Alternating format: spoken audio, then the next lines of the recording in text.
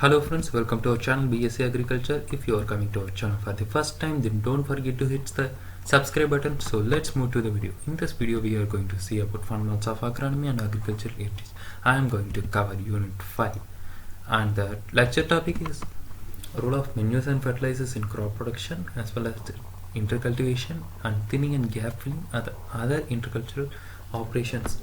So while saying what are the menus? So menus which are organic in origin, so which is bulky and concentrated in nature, so which are capable of supplying all the plant nutrients requirements in the field level, so which is also used for improving soil physical environmental texture in the field.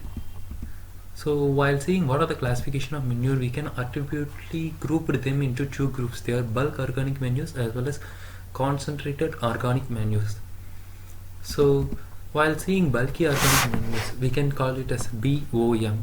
So bulk organic manures are the storehouse of nutrients which are required by the plants in the field level, as well as they are used to include the micronutrients in them which is essential for the plant growth.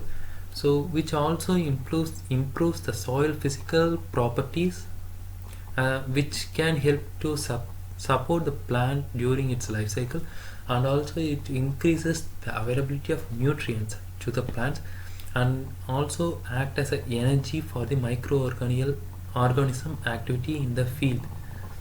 So these are the characteristics of the nature of, or we can call it as the nature of bulk organic manures. So while seeing what are the different bulk organic manures are, so there is farmyard manure, compost, night soil, sewage and sludge, biogas slurry, sheep and goat manure, poultry manure, green manure in situ, and green leaf manuring. So these are all some of the different bulk organic manures we can use it to know. And while seeing the next topic, the concentrated organic manures, so the material or organic derived from the raw material of animal or plant or comes under concentrated organic manures, so which are used to have a higher nutrient content than bulk organic manures. So the concentrated used to have higher nutrient content than bulk organic manures is the correct line. So example, oil cakes, blood meal and fish manures are some of the examples of concentrated organic manures which are derived from animals or plants. So I have given the nitrogen, phosphate and potassium content in different bulk organic manures as well as concentrated organic manures.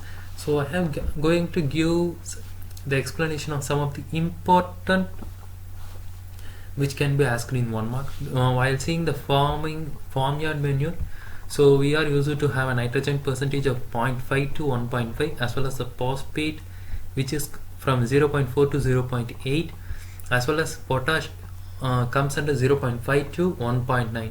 So you must need to remember these values of farmyard manure. As well as the next one is bone meal. So bone meal is used to give a nitrogen value of 3 to 4% as well as the phosphate from 20 to 25%, and it does not give potash to the plant. So on the third one is night soil, which used to give a nitrogen supply of 1.2 to 1.3 and the phosphate supply of 0.8 to 1% as well as the potash supply of 0.4 to 0.5. So I am just telling you about some of the important materials which can be asked in 0.5 in our examination. So try to remember all the values as much as possible. So and the next is fertilizers, which are industrially manufactured chemicals which can be able to supplement nutrients for the plants.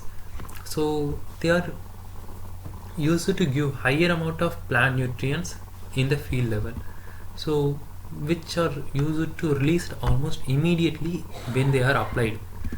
So while seeing what are the classification of fertilizers, we can classify them into 3 types. The first one is complete fertilizers. in which the fertilizer can be able to give all the three major nutrients like nitrogen, potassium and phosphorus.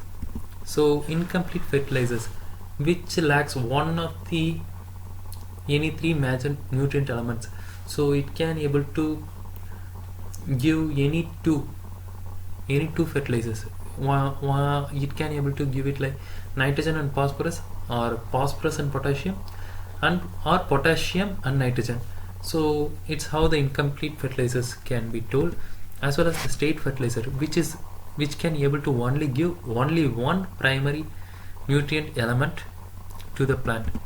So while seeing the classification of fertilizers mixture according to nutrient percentage, so we can able to call it in three types.